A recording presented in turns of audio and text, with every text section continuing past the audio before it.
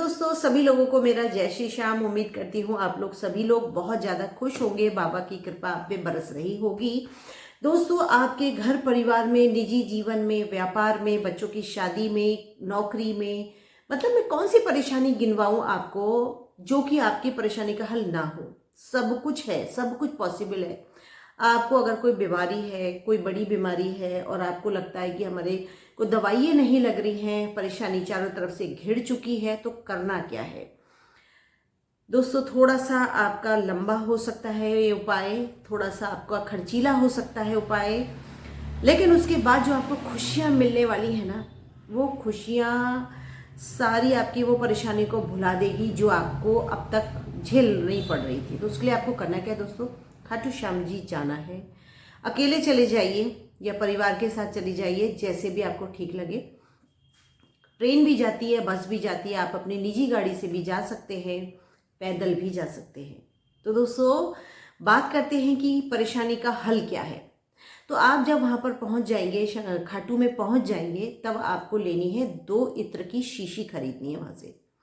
जो 2 इत्र की शीशी आपको लेनी है वो छोटी हो सकती है, बड़ी हो सकती है, स्प्रे वाली हो सकती है, या आपको इस तरीके से रब करने वाली मिलती है वो हो सकती है। आपकी पॉकेट, आपका भाव जैसे अलाउ करे वैसे ले लीजिए। दोस्तों, भाव का खेल है, पैसे का भी नहीं है वहाँ पर, भाव का खेल है।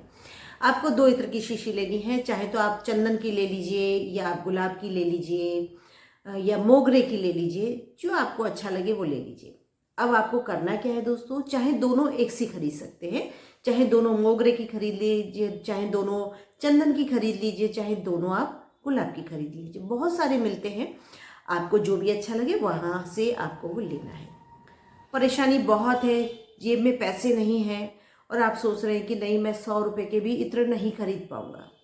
तो दोस्तों, वहाँ पर 30-30 रुपये के भी, 30 रुपये में 3 इत्र की शीशियाँ भी मिलती हैं। उसके बाद आपको ले लेना है, क्योंकि दोस्तों जब आप टिकट में इतना पैसा खर्च कर सकते हैं और वहाँ पहुँच सकते हैं, वहाँ रुकेंगे भी, खाएंगे भी, तो आपके पास इतनी तो गुंजाइश होगी कि आप इत्र ले सकते हैं। बहुत महंगा इत्र मत लीजिएगा, थोड़े कम पैसों का ले लीजिएगा। भाव है तो वही इत्र बाबा को स्वीकार भी होगा। भाव है, परेशानी बहुत ज़्यादा थी तो बाबा आपकी उस परेशानी को सुनेगा भी। और भाव है, इत्र चढ़ा करके बाहर निकले हैं तो बाबा आपकी सुन के उस परेशानी को दूर भी जरूर करेंगे। अकेले गए हैं या परिवार के साथ गए, जैसे भी गए हैं, एक ही मेंबर को वो इत्र खरीदना है। ऐसा नहीं है कि अगर परिवार में 4 लोग हैं तो चारों को अलग अलग खरीदना है, ऐसा नहीं करना है। एक ही व्यक्ति आपको जो है, एक ही व्यक्ति खरीदे उस इत्र को। 2 शीशी लेनी है आपको और मंदिर में पहुंचिएगा। मंदिर में पहुंचने के बाद दोस्तों, आपको कुछ ही सेकंड मिलते, कुछ सेकंड मिलेंगे आपको। अगर आप बाबा को निहारते रह गए तो फिर आप इत्र की शीशी को बाद में ही यूज़ करिएगा, क्योंकि पहले नहीं करनी है, बाद में यूज़ करनी है। जब आप बाबा से मिल लो, बाबा को देख लो, बाबा के को देखने के बाद अगर आपके आंखों से 2 आंसू निकल आए और उन्हें वो आंसू समर्पित कर दो, उससे अच्छा तो कुछ हो ही नहीं सकता। तो जब ये काम आप कर लो, बाबा से जब आप मिल लो ना, क्योंकि मुझे पता है कि बाबा से मिलने के टाइम पे आपसे कुछ भी बोला ही नहीं जाएगा, आपका दिमाग कुछ सोचेगा ही नहीं, क्योंकि आप सिर्फ बाबा को निहारते रह जाते हैं। और पुलिसकर्मी जो होते हैं वहाँ पर, जो सुरक्षा कर्मी होते हैं, वो आपको कहते हैं चलो चलो चलो चलो। तो दोस्तों, बहुत सारे लोगों की परेशानी है कि हम इतनी दूर से आए थे, इतना पैसा लगाया था हमने टिकट खरीदने में, और हमने जो है अपने घर का, अपने व्यापार का बंदोबस्त किया था कि भाई हम 2 दिन के लिए जा रहे हैं, तू संभाल लेना, तू हमारे घर की रखवाली कर लेना। हम इतनी मतलब परेशानियों को झेलते हुए हम यहाँ पर आए हैं और सुरक्षा कर्मी ने हमको 2 सेकंड भी वहाँ खड़े नहीं होने दिया और कहा चलो चलो चलो चलो। तो दोस्तों, मैं आज इसका सबसे बड़ा रहस्य आपको बताने वाली हूँ। अगर आप बाबा से मिलने से पहले लाइन में लगे हुए हैं, थोड़ी बहुत लाइन सबको झेलनी पड़ती है, 5, 10, 15 मिनट की लाइन सबको ही झेलनी पड़ती है वहाँ पर। तो आप ये मत सोचिएगा, अगर आपको घंटा 2 घंटा वहाँ पर लाइन में खड़े होना पड़ रहा है तो दोस्तों बिल्कुल क्लियर है कि आपके जीवन में जो भी दुख तकलीफ आने वाली थी ना, बाबा आपकी उस फाइल में से उस दुख तकलीफ को हटा रहे हैं कि हटो, इसके जीवन की फाइल में अब कोई भी दुख तकलीफ नहीं रहना चाहिए। तब आपको वहाँ पर वेट करना पड़ता है। और ये वेट दोस्तों कोई नहीं कराता है, ये वेट बाबा कराते हैं। क्योंकि जितने लोग वहाँ पर, अगर 1000 लोग भी खड़े हैं ना उस 4 से 5 घंटे की लाइन में, वैसे तो अभी इतना लंबा समय वहाँ पर कोई भी नहीं खड़ा होता है, क्योंकि वहाँ की जो व्यवस्था है ना, इतनी बढ़िया व्यवस्था है कि आप जाओगे और निकलते चले जाओगे, जाओगे निकलते चले जाओगे। अगर 5-10 मिनट के लिए भी आपको रुकना पड़ रहा है ना, या आधा घंटा 1 घंटे के लिए भी आपको रुकना पड़ रहा है, तो दोस्तों आप ये समझ लीजिएगा कि आपकी ज़िंदगी की जो फाइल थी ना, उसमें जो भी कमी थी, जो भी खोट था, जो भी परेशानी आने वाली थी, वो बाबा सबकी फाइल से उस चीज़ को दूर कर रहे हैं। और वहाँ से आने के बाद आपके जीवन में आने वाली हर दुख तकलीफ कठिनाई आएगी ही नहीं, क्योंकि बाबा ने उस चीज़ को बिल्कुल हटा दिया आपकी ज़िंदगी की फाइल से। तो बात करते हैं दोस्तों, जिन्होंने वेट किया उसकी समझ में तो आ गया होगा। अब बात करते हैं कि हम इतनी दूर से गए, इतना पैसा लगा करके गए, और हमने तो बाबा को देखा ही नहीं, और सुरक्षाकर्मी ने हमको बाहर निकाल दिया। अब क्या करें? जिसने घंटों वेट किया था उसकी तो समझ में आ गया कि हमारी ज़िंदगी की फाइल क्लियर हो गई। अब जिनको वहाँ खड़े नहीं होने को मिला, उसकी शिकायत ये है हमें तो फटाफट बाहर निकाल दिया गया, हम तो बाबा से मिले भी नहीं। तो दोस्तों बाबा से मिलना जो है ना, वो इतना ज़्यादा, मतलब वहाँ खड़े खड़े ही आप बाबा को अपने दिल में बसा के तो देखो। वहाँ मतलब उनके फेस के सामने जाने से पहले ही आपकी आंखों से आंसू बहने शुरू हो जाएंगे, टप टप टप टप टप। जिस समय आप रेलिंग में लग गए थे ना, बाबा तो उसी समय आपके साथ खड़ा था। आप तो मूर्ति के सामने जाने से पहले ही रोने लग गए, क्योंकि बाबा तो पहले ही आपसे गले मिल लिए आके। आपकी आंखों में आंसू आए क्यों? क्योंकि बाबा तो आपसे पहले ही आके मिल लिए, इसीलिए तो आप रोए। आप रोए इसलिए नहीं कि आपकी ज़िंदगी में परेशानी बहुत थी, आप रोए इसलिए क्योंकि बाबा ने पहले ही आपको गले लगा लिया। और जब आप बाबा से गले मिले तो आपकी आंखों से अपने आप ही आंसू बहने लग गए कि बाबा ने हमको इतनी जल्दी अपने गले से लगा लिया।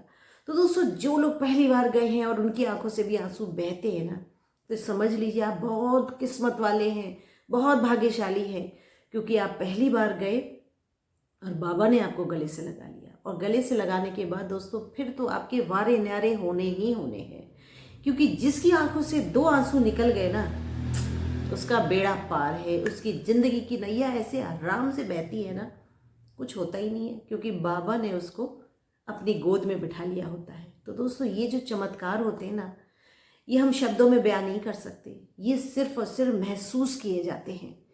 और जिनके साथ होता है ना, वो बता सकते हैं कि ये चमत्कार महसूस किया था हमने। जब हम निशान यात्रा लेकर के चलते हैं, निशान लेकर के चलते हैं और अपनी यात्रा शुरू करते हैं, तो दोस्तों बहुत सारे लोगों ने महसूस किया होगा कि उस निशान यानी कि झंडे में से ना बीच बीच में इत्र की खुशबू आती है, फूलों की खुशबू आती है। तो ये दोस्तों महसूस करने की चीज़ है। हम किसी को भी खुशबू बता नहीं सकते कि हमें कौन सी खुशबू आई है, लेकिन वो खुशबू जो है ना, वो सिर्फ हम महसूस करते हैं। उस खुशबू से हमें पता चलता है कि बाबा तो हमारे साथ चल रहे हैं, तो वो निशान यात्रा कैसे पूरी नहीं होगी। तो यही है दोस्तों, चमत्कार जो है ना, वो महसूस करने की चीज़ होती है। तो दोस्तों चमत्कार को महसूस करिए और उसके बाद देखिएगा बाबा की कृपा कैसे होती है। तो बात कर रही थी मैं कि जब हमने 2 इत्र की शीशी को खरीद लिया, तो खरीदने के बाद आप जब बाबा के सामने आते हैं और एक ढक्कन खोल लीजिए, इत्र की एक ढक्कन की शीशी का जो ढक्कन है ना, वो खोल लीजिए। और खोलने के बाद दोस्तों वहाँ पर ना छोटी छोटी पेटियाँ लगी रहती हैं, जिसमें एक पेटी में इत्र डाला जाता है, एक में पैसा डाला जाता है, एक में आपकी अर्जी वाला जो नारियल होता है ना, वो रखा जाता है। तो आपको जो इत्र की जो पेटी होती है ना, उसमें आपको वो इत्र डालना है, और डालने के बाद बाबा से प्रार्थना करनी है। आपकी जो भी परेशानी है वो आपको बोलना है जब आप इत्र की शीशी को उसमें डाल रहे हैं। तब बची दूसरी शीशी, अब उसका क्या करना है? तो दोस्तों वो इत्र की शीशी बाबा को दिखानी है। बाबा ये परेशानी है मेरी ज़िंदगी में, बाबा मेरे इस परेशानी की वजह से मैंने आपको ये इत्र चढ़ाया है, लेकिन ये दूसरी शीशी मैं तब चढ़ाऊँगा जब मेरी इस परेशानी का आप हल निकाल दोगे। आप जो है ना, उनको एक दोस्त बनाइए, एक पिता बनाइए, एक भाई बनाइए, कोई भी आप उनसे एक रिश्ता जोड़ करके आइए, और वो इत्र की शीशी उन्हें दिखाइए, और दिखाने के बाद अपने घर ले आइए उसको। और घर लाने के बाद अपने पूजा जहाँ आपकी रखी है, छोटी सी शीशी होगी, बहुत बड़ी तो होगी नहीं, उस इत्र की शीशी को आप अपने मंदिर में उसको रख दीजिए और कह दीजिए बाबा जल्दी से जल्दी बुला लेना, मैं इत्र की शीशी फिर चढ़ाऊंगा, इसी शीशी को फिर चढ़ाने आऊँगा, बस मेरी इस परेशानी को हल कर देना। तो दोस्तों यकीन मानिए और दिन तय कर देना, जिस दिन आप मंदिर में इत्र चढ़ा रहे हो ना उस दिन तय करके आना।